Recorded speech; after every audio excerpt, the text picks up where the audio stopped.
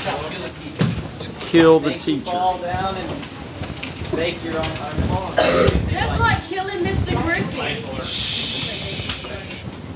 It's not Mr. Griffin.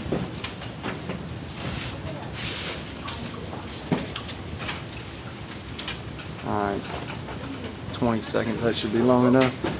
Alright, here we go. We're moving on. We're talking about section 2.3. There are 5 things which you saw up there on the board that we're going to have to talk about. Stay with me. Okay, I'm watching it today. I say again, all of this should be a review from Math 1. Let's start off with the easy stuff. Number 1 and number 2 are domain and range. They might give it to you in a T-chart, 3, 4, 5, 6, 7, 8. Or they might give it to you as ordered pairs, like this. 3, 6, 7, 9, 10, 11, 12, 13.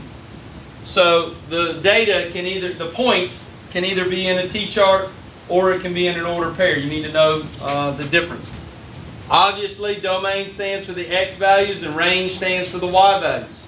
One thing that comes up is how to display the information. You're supposed to put it in set notation.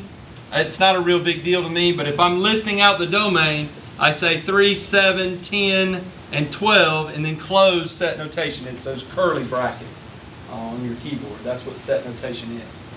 Let me change this and make this a 6, and I'll show you why.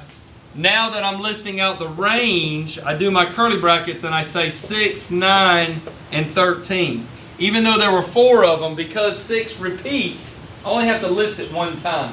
It's not a big deal. I just want you to know when you look in the back of your book and it only has 3 numbers, why it only has 3 numbers. Okay? You don't have to write them down twice. If you wrote it down twice and stuck it in there, no big deal. It's no big deal for me. Okay? I just want you to know in the book why they don't repeat when they talk about domain and range. Okay? Questions on that? Very easy. This question is going to say, what is the domain? What is the range? And that's it. You have to be able to list it out. You study it and you know. Okay? Questions on domain and range before I erase? You got this? Domain and range is just the X and the Y? That's it. Okay. That's it. All right. I'm erasing now. Now we're going to move on to vertical line test. Copy this graph down in your notes.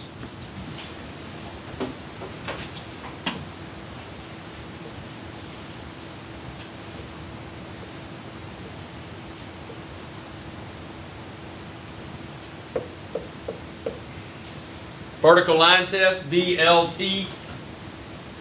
Anybody tell me what the vertical line test? Anybody raise their hand and tell me what the vertical line test is? Justin? Okay, you're on the right track. Anybody else? If you can make a vertical line, like 2 points. Very good. Exactly right.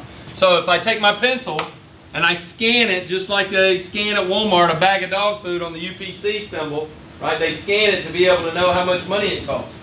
Okay? So you scan your graph the same way. You take that vertical line and you scan it all the way across. And if it only touches 1 point at one time, then it passes the vertical line test and it is a function. The answer would be yes, it is a function. Okay? You're using the vertical line test to decide whether or not it's a function. If I were to add a point right here, this would make it not a function. Okay? Why? Because it's hitting right there and right there at the same time. That's what I said over there.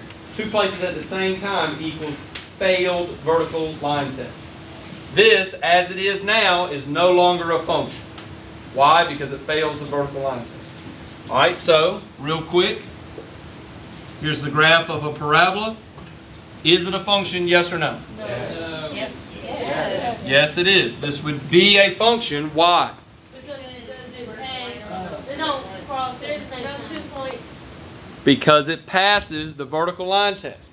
Because it passes the vertical line test, then we can say, yes, it is a function.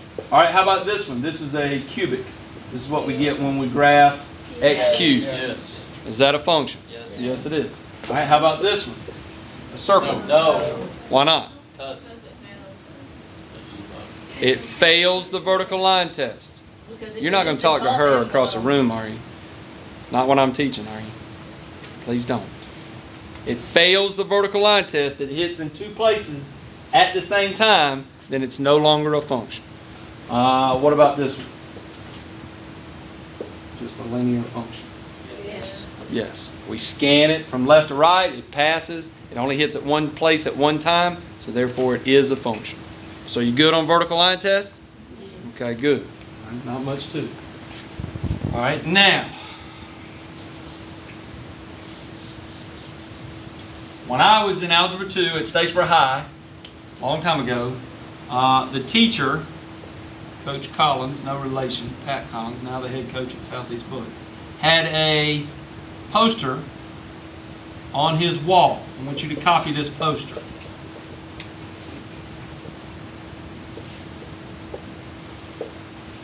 It's called the function box.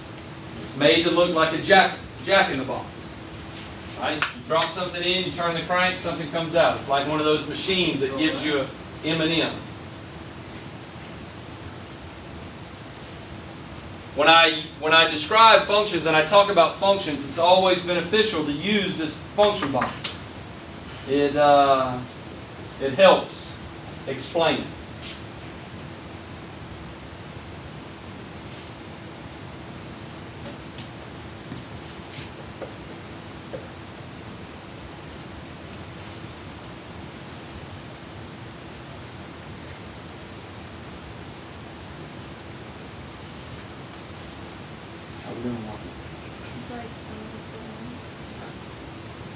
Here's a function. I'm going to stick in 2, right? I do the function, whatever the function is, let's say x plus 2, right? And I get 4, right? I put the x in, I turned the crank, I did the work, and out came a y, right? Y equaled 4. If I were to stick in 8, what would come out? I'm sorry, if I were to stick in 6, what would come out? 8, I already said it. How about negative 2? If I stuck in negative 2 and I turned the crank, what would come out? 0, okay? I'm going to erase this now. Each x, and you saw my definition over there, every x has a unique y. Meaning every time I stuck in x, only one y came out. That's what makes it a function. The questions in the homework, the ones on the test are going to say, is it a function, yes or no? And you have to tell me, yes it is a function, or no it's not. Okay, so let's look at some more examples. Here's another T-chart.